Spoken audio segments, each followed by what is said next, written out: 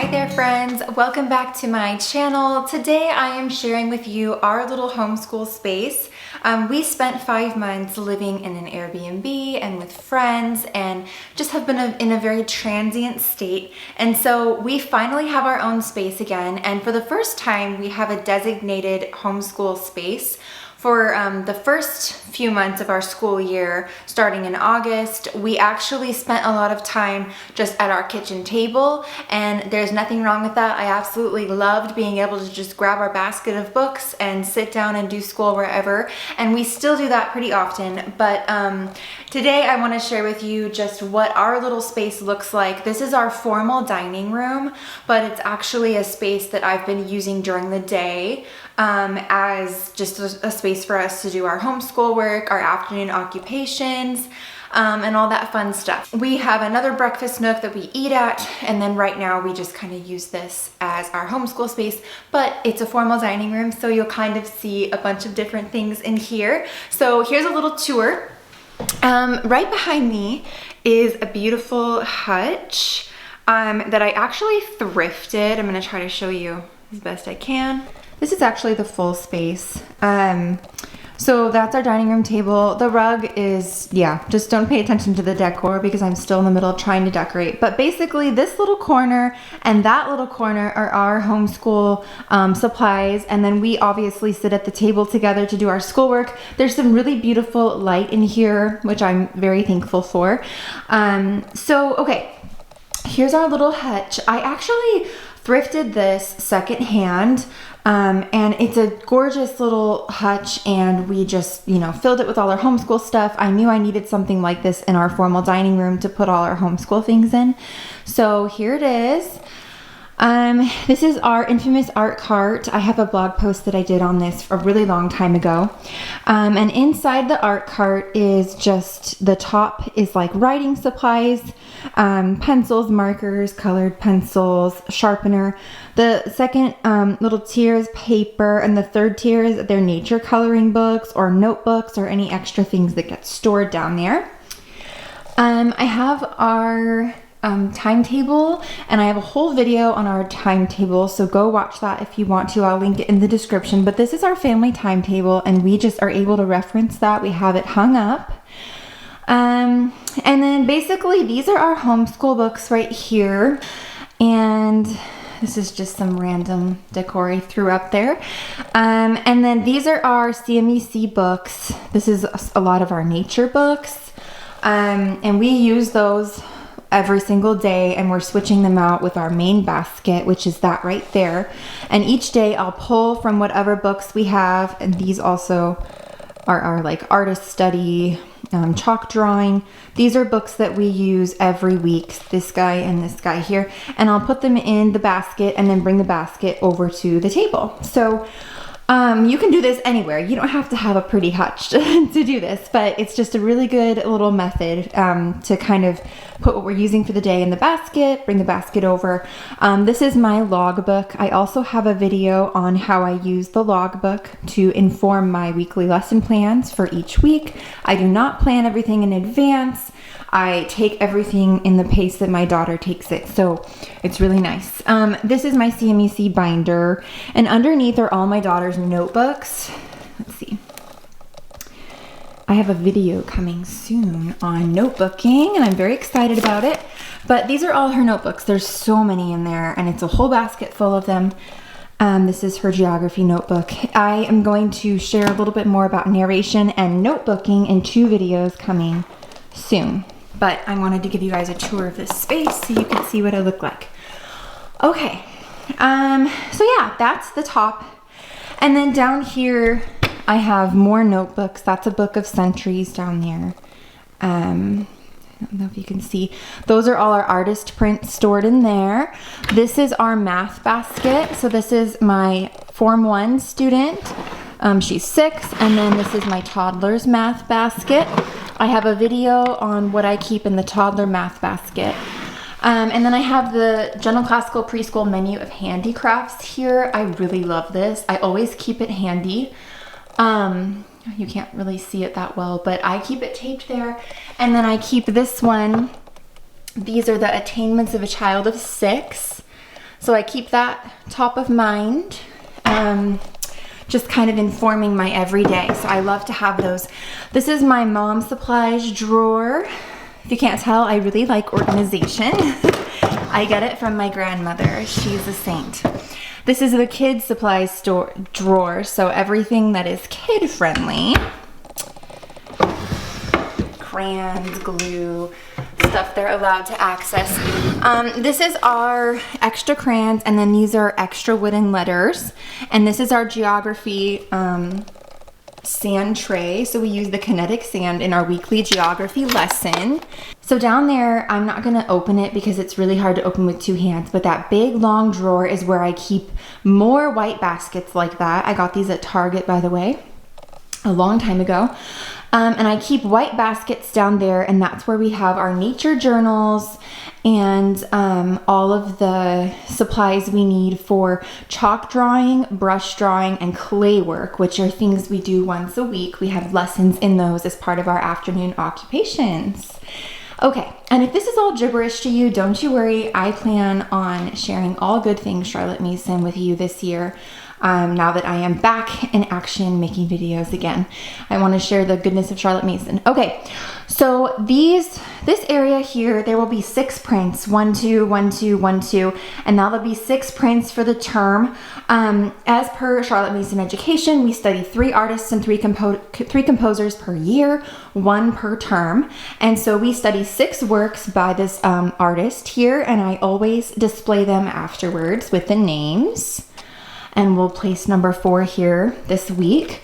So yeah, these are paintings that we just keep up. And that's everything for my CMEC Form 1 student here. This is our handy bird clock. My grandparents got this for my daughter. She is bird obsessed, as am I. But it actually, I wish that it could show you, but every single hour on the hour, it chimes a new bird sound. And each of the birds pictured is what you hear. So we actually have learned quite a few calls that we didn't know from that. Anyway, okay. So here's my beautiful hutch. I miss it being on an all-white backdrop. And there's my cute secretary desk. Just for fun, I'm gonna show you the picture my daughter picked out from the thrift shop. She's the only child that could say, hey, I love those Canada geese. I need to have this picture in our playroom. So we have this now. It's precious. So we keep it in the room, and then I want to find more. I would love to hang more bird prints here. We're still decorating this space again, so don't judge. Okay, so now this is what I call the little N corner, N for my daughter whose name starts with an N. I try not to share their names. I'm good at it sometimes. So this little corner here is a space that I created for her to have her own little stuff to do while we are right here at the table. So a lot of times she'll sit here. I always sit right in front of the hutch there, and then she'll be in this chair or she'll be down in that corner, and then my other daughter sits on the other side. So I'm actually going to turn the camera down here to show you what is in this little corner for her, because she's 3, and this is her little a toddler corner. So right back here, I have a list of things that it's posted right here, and it's actually a list of things that my 3-year-old and I try to do each day. A lot of it is kind of bulked in with our morning time that we do as a family. This says Bible story, Bible verse, singing, hymns, and folk songs. These are things we do with my daughter, and we kind of do them as a family in the morning. So we cross those off, and then numbers, memory work, story time, reading a story together. We do that daily. And then we call it work, which is just French practice, solfa, and there's different handicraft options here. So these are just really things that help her feel special and feel like she, you know, is a part of the family and part of our like lesson time. So it's super cute. Okay, so let's see. That's posted right here. And I have it in a clear envelope so that, or a clear plastic sheet so I can check it off. There's little check boxes there. Okay, so over here we have books, Beatrix Potter books, we have poetry books, seasonal books. This is The Mitten by Jan Brett, The Three Snow Bears, also by Jan Brett. So I'll switch these out with the seasons. And then we have some fairy tales here. And sometimes when my daughter, my older daughter is working independently, I will have my little toddler over here with me, and she will, yeah, come hang out here and then ask me to read to her, so I'll read to her real quick. So we have those. We've got some little encyclopedias that my oldest daughter really liked when she was about 3 to age 5, and she still likes them, but these are really good for little kids. They're picture heavy. And then we have her little nature table. This is actually our family nature collections. We used to have a much bigger one when we lived in Oregon. So we got rid of a lot of that stuff when we moved, but we are slowly working at building it up again. We have leaves from many states now. So yeah, this is just a little tray that I got at like Hobby Lobby or something, and we just put our nature finds here so she can kind of tinker with stuff if she wants to. I talked about this in my teaching reading video, but I keep a box of wooden letters. This is her letter box. And a lot of times I'll take the black chalkboard that I have back here and write the letters and have her match the letter so she can kind of visualize and form what it looks like. I realized that I'm kind of answering the question that I get so frequently of what do you do with your tiny little kiddo when your older kiddo is doing her schoolwork? And this is the answer, is this little like toddler corner. So that's the letter box. We have a little globe here for when we do geography. Like I said, we have the chalkboards here and we have some chalk. I only put the chalk out sometimes though. That's not like up for grabs all the time.